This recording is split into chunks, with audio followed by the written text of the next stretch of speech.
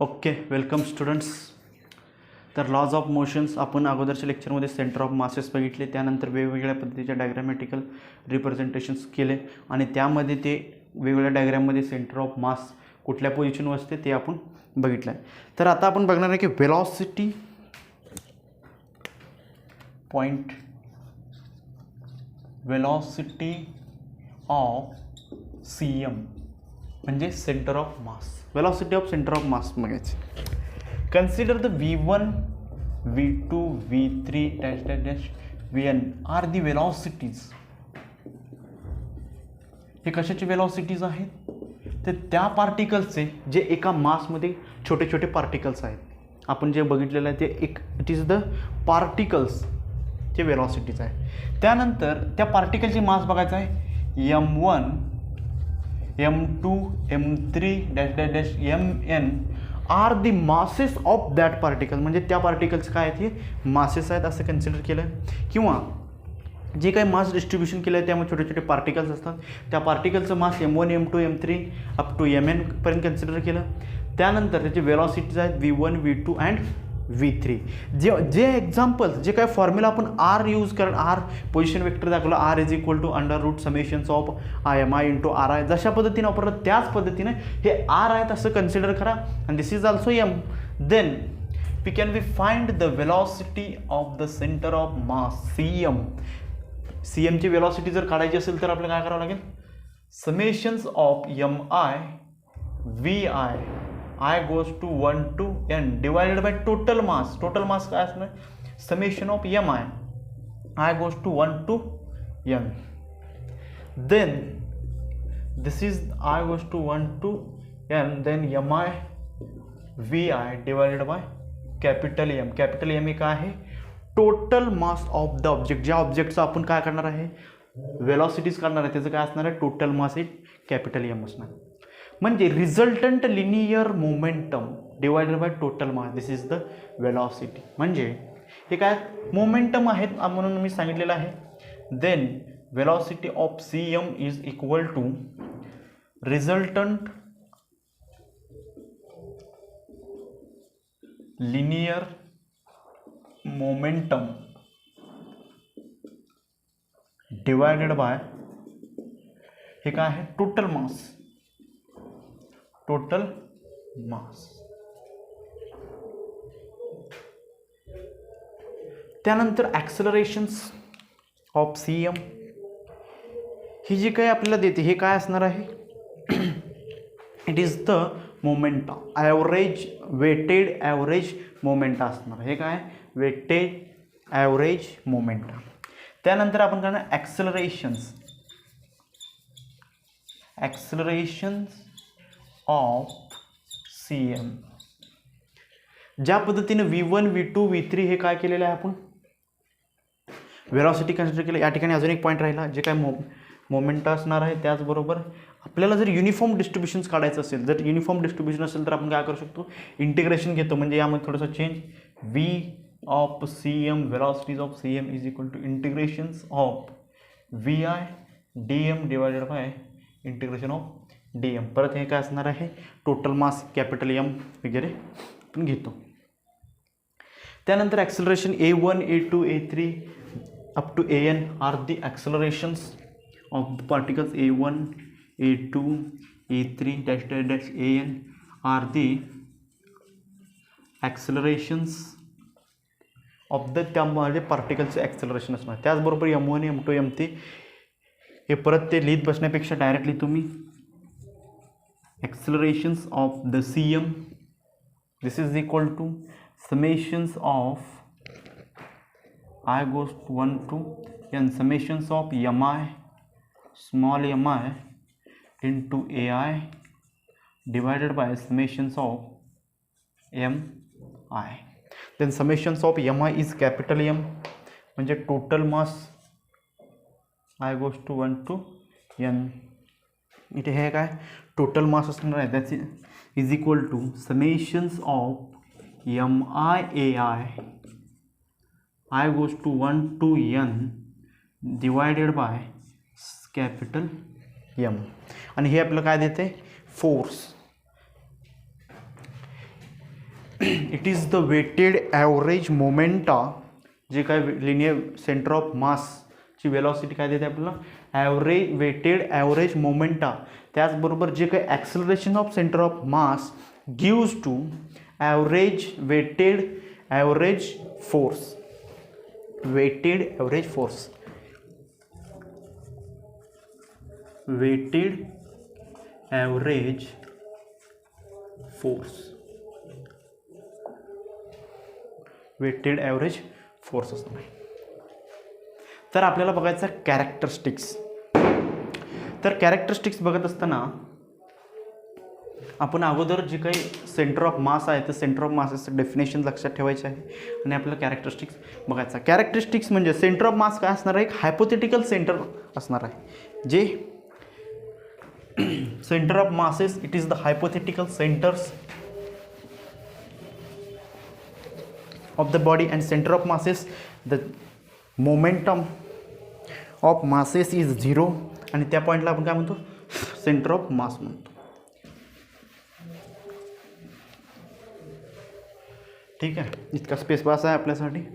तर आपण बघणार आहे characteristics. Characteristics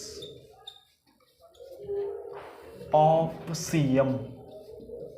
characteristic of CM. Characteristic बघत असताना centre of mass is the hypothetical centre, is hypothetical centre आहे. सेंटर जे काय डिस्ट्रीब्युशन झालेलं आहे त्याचं काय आहे, हायपोथेटिकल सेंटर पॉईंट आहे. Hypothetical point at the centre mass is assumed the concentration, म्हणजे त्या ठिकाणी आपण ॲझ्युम केलं जातं की मास टोटली कॉन्सन्ट्रेट केलेलं जातं. To assume mass is concentrated.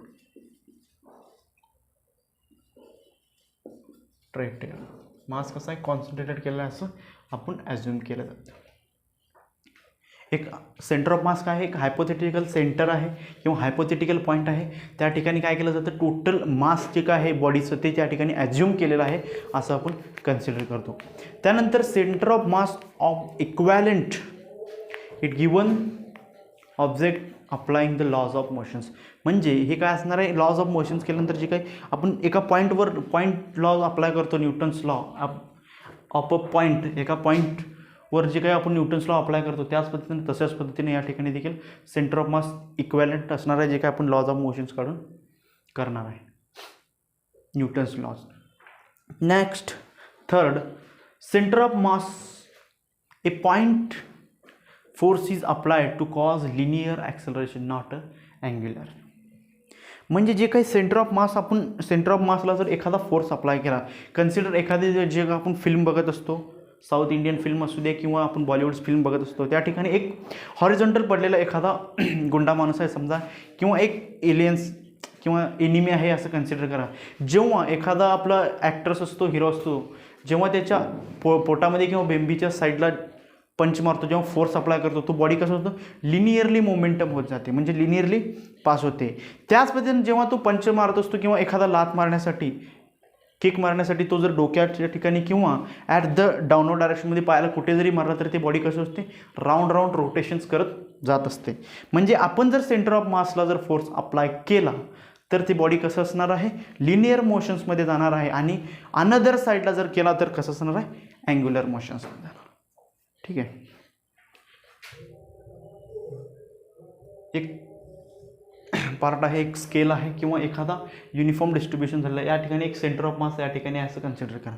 या ठिकाणी जर मी फोर्स अप्लाय केला, परपेंडिक्युलर फोर्स अप्लाय केला, हे बॉडी कसं जाणार आहे, ॲट द लिनियर जाणार आहे. त्याचबरोबर मी जर या ठिकाणी फोर्स अप्लाय केला तर बॉडी कसं असणार आहे, अँग्युलर मोमेंटम, म्हणजे फिरत फिरत जाणार आहे. हे एक बेनिफिट आहे. We apply centre of mass force at centre of mass, body gets linear acceleration. म्हणजे काय होणार, गेट्स लिनियर ॲक्सेलरेशन्स. आणि रादर दॅन ह्याच्या व्यतिरिक्त जर आपण फोर्स अप्लाय केला तर कसं असणार आहे, बॉडी अँग्युलर ॲक्सेलरेशनमध्ये जाणार आहे. जेव्हा एखादी रिजिड बॉडी आपण कन्सिडर केलं आणि एक जॉमेट्रिकल रिजिड बॉडी जर कन्सिडर केलं, ते कसं असणार आहे, जे सेंट्रॉइड म्हणजे geometrical rigid body and they are same uniform distributions of the masses have uniform density, then the centroid of that point of that geometrical structure, the centroid is called as center of mass. The center of mass at centroid, cm at centroid, when the body are geometrically किंवा the body are uniform distributions or having uniform density, having कसं असणार आहे, uniform density. Center of masses, it is only locations, not a physical quantity. जे काय centre of मास आहे, जे काय CM आहे, ते काय आहे, एक लोकेशन्स आहे, जे कुठे असते हे आपल्याला दाखवतं. इट इज लोकेशन्स ओनली, एक आहे फक्त लोकेशन, नॉट ए, हे कुठलीही फिजिकल क्वांटिटी नाही, हे काय आहे, एक लोकेशन्स आहे. म्हणजे जे ज्या ठिकाणी सेंटर ऑफ मास आपण दाखवतो, हे काय आहे, एक पॉईंट आहे, एक locations. It is not any physical quantity.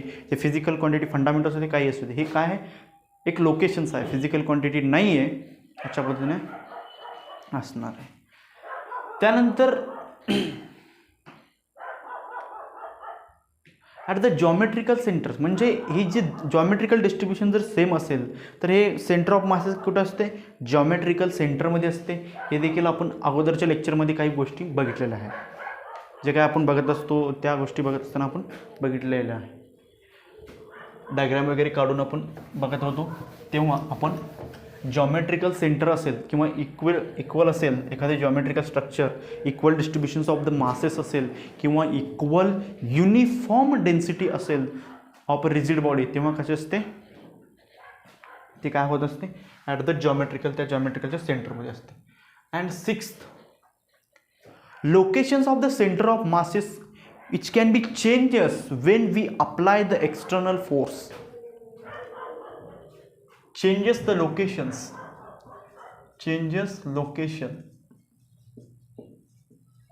when apply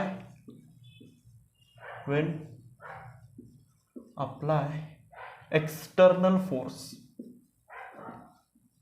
and external and unbalanced force. कसं असणार आहे, एक्सटर्नल आणि अनबॅलन्स्ड फोर्स आपण एखाद्या बॉडीवर अप्लाय केला तर त्याचं सेंटर ऑफ मास जे CM आहे ते कसं होतं, त्याचं लोकेशन चेंज होत असते. एखादा बॉल घेतला, एखादा स्पियर घेतला किंवा एखादा हॉलो बॉक्स घेतला, तर त्याला आपण एका जागेनं प्रेस केलं, त्याची डायग्रामॅटिक रिप्रेझेंटेशन चेंज होते. किंवा आपण प्रेस केला, एक्सटर्नल फोर्स अप्लाय केला, त्याचे डायग्रामॅटिकल रिप्रेझेंटेशन जर चेंज होत असेल तर त्याचं काय होणार आहे, locations of the centre of masses it also can be changes. हे केव्हा चेंजेस होते, external and unbalanced force apply केल्यानंतर. त्याचबरोबर आपण अनदर कॅरेक्टरिस्टिक देखील लिहू शकतो. Internal force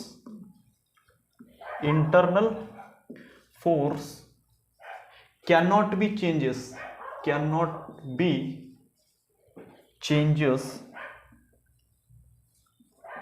location of C. जे काही इंटरनल फोर्स आहे, आतून जे काही फोर्स, कोलिजन्स असू द्या, अशा जे काही फोर्सेस आहेत ते इंटरनल फोर्स काय करू शकत नाही आहे, positions or locations of the center of masses which could not be changes by the internal force.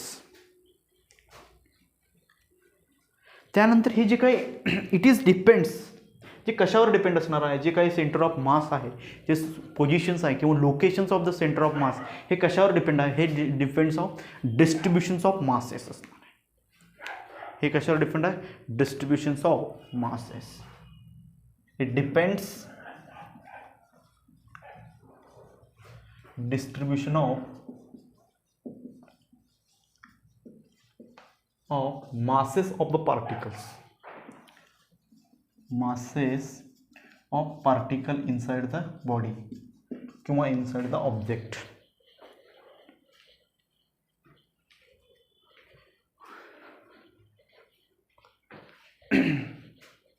It depends distribution of masses.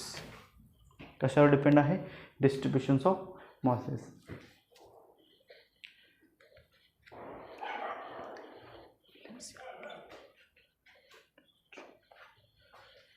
जर एखाद्या बॉडीला आपण बॅलन्स करायचं असेल किंवा एखाद्या युनिफॉर्म डिस्ट्रीब्युशन असू दे किंवा कसाही डिस्ट्रीब्युशन असू द्या, तर त्या बॉडीला जर आपल्याला बॅलन्स करायचं असेल तर आपण एखाद्या काठीने एक स्पिअर असू द्या किंवा एखादी नोटबुक किंवा कुठल्याही पद्धतीचं एरियल डिस्ट्रीब्युशन असलेला एक ऑब्जेक्ट असला तर त्याला आपण जर बॅलन्स करायचं असेल तर आपल्याला काय करावं लागते? एक सर्कल आहे किंवा एक ऑब्जेक्ट आहे, याचं सेंटर ऑफ मास या ठिकाणी, आणि आपल्याला बॅलन्स करण्यासाठी काय करावं लागते? एक स्टिक असू द्या किंवा कुठल्याही पद्धतीचा एक लिनियर मोशनचं आपण काय करावं लागते? त्याच्या सेंटरला अप्लाय केलं तर ती बॉडी कशी होते? बॉडी कशी होते? बॅलन्स होते. म्हणजे बॅलन्स करण्यासाठी जे काय आपण एखादा काठी लावायचा असेल तर काहीही लावायचं असेल तर कसं लावावं लागतं? त्याच्या सेंटर ऑफ मास ना लावावं लागते. त्याचबरोबर जे सेंटर ऑफ मास आपण अगोदरच्या लेक्चरमध्ये बघितलं की 2 मास पॉईंट मास आहेत. त्या 2 मासच्या पॉईंट्स मासमध्ये तर सेंटर ऑफ मास कसे डिफेंड असणार आहे? It is the distance is inversely proportional to the masses. आता एक डायग्राम काढतो मी ठिकाणी. अशा पद्धतीने या ठिकाणी एक मास वेगळा आहे आणि या ठिकाणी एक मास वेगळा आहे. किंवा एक डंबल्स आहे, या ठिकाणी 5 kgचं वेट आहे आणि या ठिकाणी हे 3 kgचं वेट. तर त्या distance it divides the distance, centre of mass divides the distance is inversely proportional to the masses. म्हणजे डिस्टन्स कसं होणार आहे? हे जे डिस्टन्स जसजसे मासेस कमी होत आहे म्हणजे या ठिकाणी आपल्याला काय आढळणार आहे? Centre of mass. या ठिकाणी त्याचं असणार आहे centre of mass. Because the distance is inversely proportional. म्हणजे हे जे काही डिस्टन्स आहे हे या डिस्टन्सपेक्षा कमी असणार आहे. जर मासेस कमी असेल तर distance maximum from the centre of मास. ठीक आहे, डिस्टन्स कळालं. आणि सेंटर ऑफ मास काय आहे? एक अगोदरच्या लेक्चरमध्ये आपण definition, it is a point at which about the momentum, linear momentum of the masses is 0. म्हणजे लिनियर मोमेंटम असू दे किंवा मोमेंटम काय आहे? Summations of MI/XI, summations of this is 0 असेल तर त्या ठिकाणी काय असणार आहे? सेंटर ऑफ मास असणार. त्या पॉईंटमध्ये जर हे व्हॅल्यू 0 येत असेल तर ती पॉईंट काय असणार आहे? सेंटर ऑफ मास असणार. आणि त्याचबरोबर ही जी सेंटर ऑफ मास आहे ह्या बॉडीमध्येच असावं अशी काही गोष्ट नाही आहे, अशी की कंडिशन्स नाही आहे, रेस्ट्रिक्शन्स नाही आहे. एक रिंग बघितले आहे किंवा त्याचबरोबर आपण काय बघितलेलं आहे? हॉलो कोन बघितलेला आहे. हे हॉलो कोन होता आणि या ठिकाणी सेंटर ऑफ मासेस होता. हॉलो कोन जेव्हा आपण बघतो त्याची हाईट मेजर करण्यासाठी जे काही इन्स्ट्रुमेंट वापरतो ते हाईट मेजर करण्यासाठी आपण काय करत नाही? त्याच्या बॉडीला टच करण्याचं असं हाईट वापरत नाही, परपेंडिक्युलर हाईट आपण यूज करतो. आणि त्या H/3 म्हणजे या ठिकाणी कुठेतरी त्याचं सेंटर ऑफ मास असणार आहे. आणि सेंटर ऑफ मासेस ॲट बॉडीला चिटकून नाही आहे. किंवा एखाद्या रिंगचं आपण जर बघितलं, इट इज अ रिंगचं सेंटर ऑफ मास या ठिकाणी आलं. या ठिकाणी रिंगचा कुठला पार्ट आहे का? It is not a body. हे रिंगवर नाही आहे तर रिंगच्या अनदर साईडला. It is not necessary to the centre of masses are always within the body. किंवा एखाद्या बॉडीवरच असावं असं काही नाही की बॉडीच्या अनदर पार्टमध्ये देखील असू शकते किंवा बॉडी व्यतिरिक्त अदर साईडला देखील असू शकते.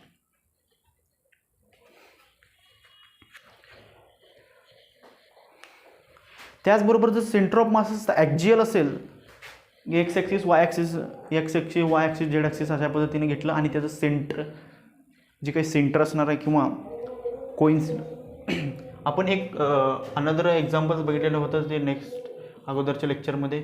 जर body mass M1 M2 M3 जर एक्स ॲक्सिसवरच असेल तर त्या ठिकाणी काय असणार? ॲक्झियल सिमेट्रिकल सेंटर ऑफ मास असणार आहे.